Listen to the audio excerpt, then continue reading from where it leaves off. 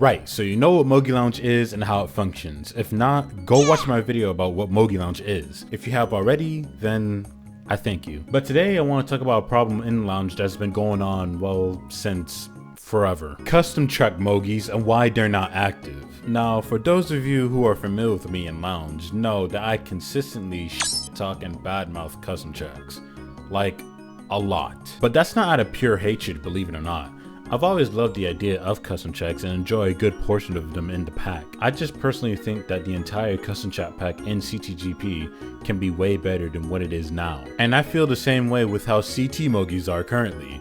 They too can be way better than what it is at the moment. Because at the moment, it's a complete show. So what exactly is wrong with custom track Mogis? I mean, I can write a whole book about what's wrong with the entire custom track pack alone in CTGP, but that's a whole nother discussion for another day. The first major problem with CT Mogis is that there are just so many tracks to choose from. There are over 200 tracks in CTGP. Yes, some CTs are banned for being picked, but at the time of this recording, there are less than 10 tracks that are on that banned list for one reason or another. Having so many tracks to choose from can be very overwhelming for new players. Hell, even players who are transitioning over from regular tracks. And I think that alone is enough for newcomers to not even participate in a custom track Mogi. And even the small number of people who'd like to try out custom track Mogis regardless of the huge track selection are likely not going to enjoy it because of the track picks the players are picking. Most of the CTs that constantly get picked in these events aren't friendly to new players whatsoever. As many CTs as there are,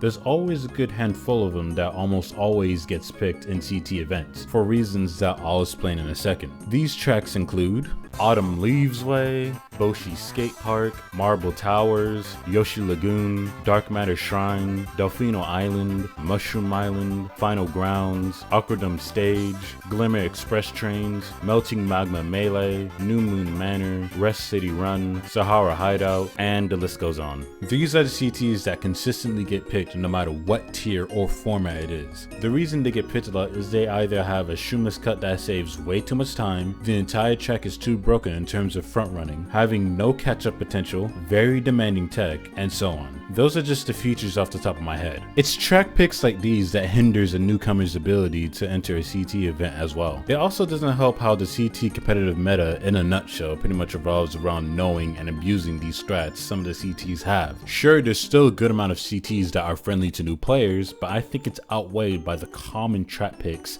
CT players are consistently picking in each and every event. This is one of the situations that's led to the lack of activity of CT Mogis. Now, many CT players within the community like to fire back with the old and worn out excuse of, just learn the tracks. I roll my eyes whenever someone says something similar to this. I understand that this is a competitive server, so it's common sense that we should all practice the tracks that we're not good at, so we can improve and get better. However, in the case of CTs, because of how demanding some of the tech and shortcuts are on most of the tracks, on top of that there's just so many of them, that isn't going to encourage many players to play them, especially when they have a less demanding and smaller alternative within the server, which results in CT Mogis being a whole graveyard. And before some people try to counter this by saying CT Mogis are active, what are you talking about? They're not nearly as active as regs are, they're not active as they should be in the current state it's in now. I don't know about you, but having less than 10 CT Mogis a day, regardless of what tier it is,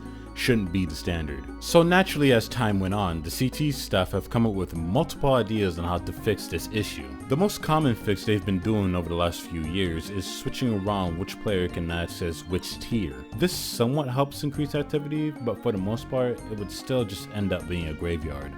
No Yu-Gi-Oh! It wasn't until last year in June, going into season 5 of Mogi Lounge, where they introduced an idea that I was very much on board with.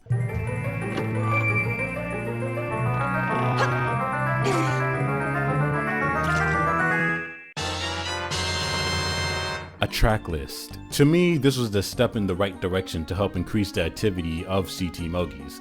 The track list was only exclusive to tiers 1 and 2. Tier 1 having 60 tracks while Tier 2 having 120 tracks. There were lists made for both tiers, and they even went the extra mile of making a cup layout file to download either track list to put in your SD card when you set your cup layout settings to custom layouts. That was pretty nice of them to do this. On June 13th, 2020, going into the new season, it legit seemed like CTs were going to change for the better. Then the season started and everything went to less than a day, less than 24 hours going into season 5. An announcement was made regarding custom tracks. After receiving multiple constructive criticism and inputs from various people, we have decided that the tentative changes we made this season were not satisfactory enough.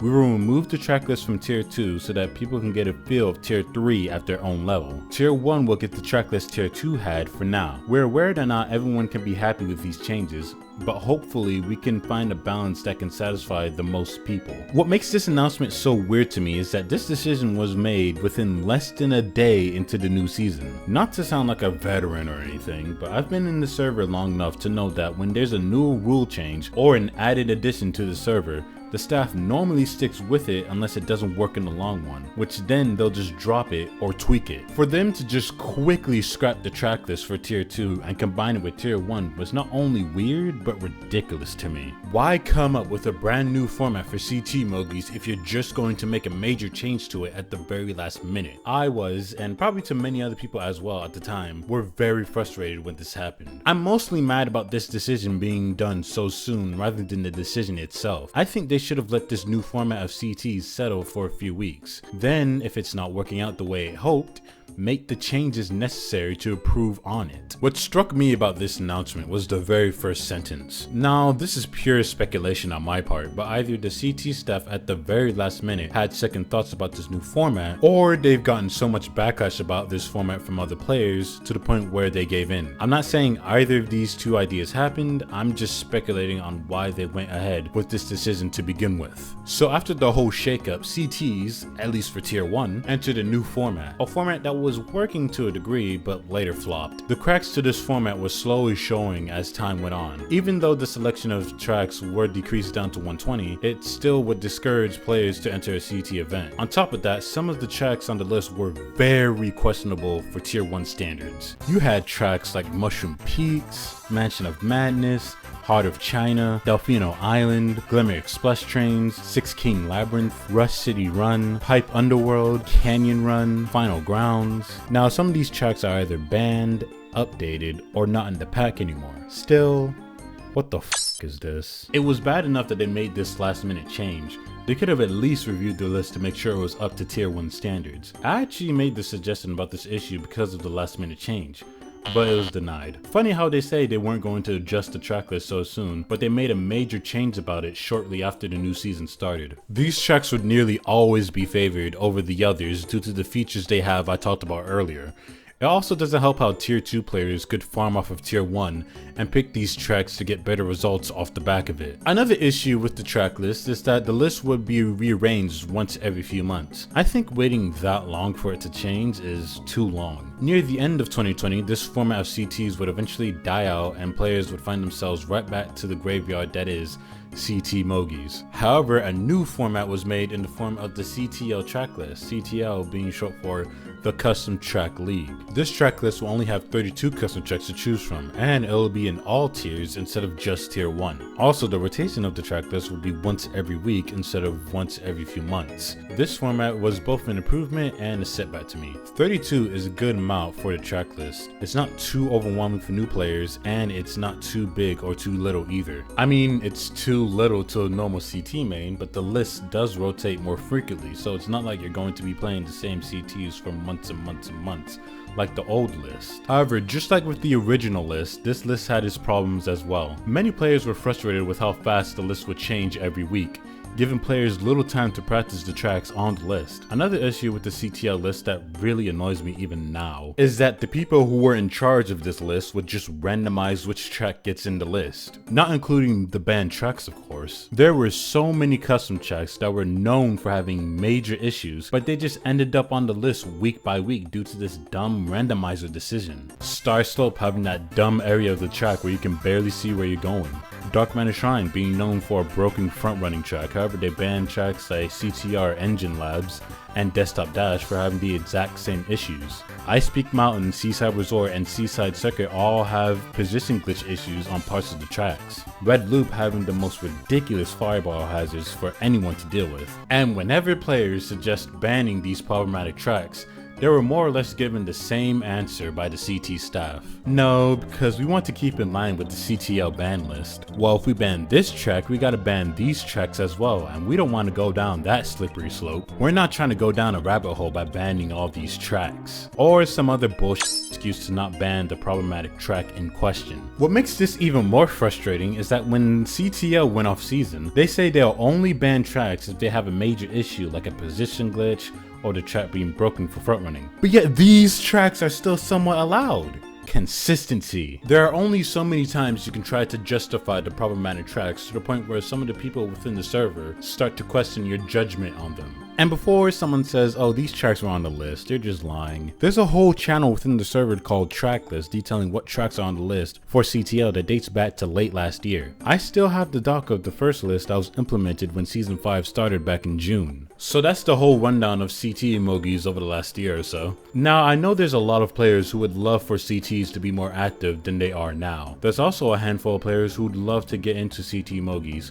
but are hesitant to do so, likely because of the reasons I said earlier. So I have a few ideas on how to help improve CT emojis. I'm just gonna get the worst one out of the way first. Just combine all the tiers into one, essentially an all div tier. Now I know this would completely defeat the purpose of Lounge, it being a ranking system and all. It also wouldn't balance out either because you'd be getting people who are Emerald teaming up and or against an Iron player. Like you might as well be playing a normal friend room at that point. It also wouldn't solve the issue of players getting to pick the more broken and problematic tracks in the pack. Also would still push away newcomers as well. But it would solve the issue of CT Mogis not being active. This is just more so a last resort option if anything. It's a bad idea, I know, but it could possibly help increase the activity of CTs. This next idea is something I would love to happen. I know that a few CT players are going to be very against this, but this is an idea that I think will not only increase activity, but will bring in new players into CT Mogis. CT Retros. This is pretty self-explanatory. Make a list of CTs that are only full of retro tracks. I'd also add in the retro tracks from other racing games like Crash Team Racing and Diddy Kong Racing. However, not all of them should be allowed on this list. This list must be balanced in some way.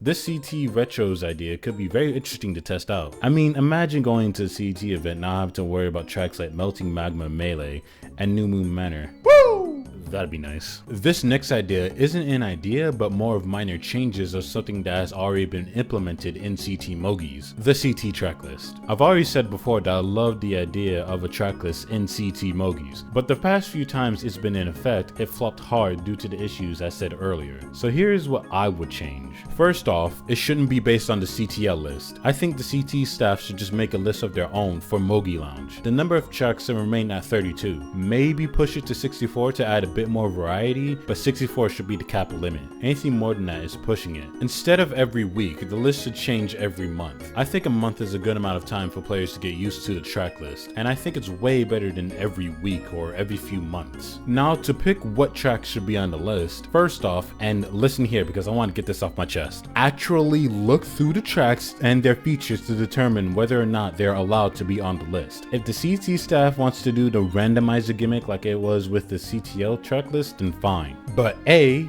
no tracks should make it onto the list 2 times in a row, and B, don't just randomize the tracks in hopes a few will bounce out. No! Like what kind of whack ass management is that? Like seriously, the past few track lists over the months had some tracks that shouldn't have been on there to begin with. Handle this format with the utmost logic and reasoning. This format has the potential to work well if it's done right. You could make the argument that they need to stick to the CTL track list for players who are in CTL to practice those tracks. However, this shouldn't just be about those players.